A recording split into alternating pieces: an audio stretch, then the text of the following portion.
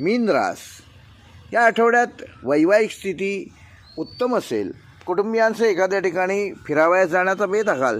धार्मिक क्षेत्रात फिरावयास जाल. प्रेमविवाहाची ह्या आठवड्यात संभावना आहे. विवाह इच्छुकांसाठी त्यांच्या पसंतीस उतरेल असा जोडीदार मिळेल. हा आठवडा खर्चिक आहे. रोजची प्राप्ती चांगली झाल्याने मात्र आपण त्यावर मात कराल.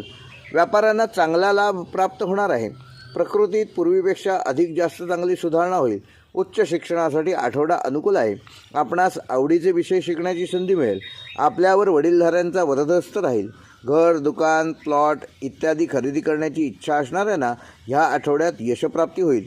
मुलास चांगली नोकरी लागल्याने मातापिता आनंदित होतील.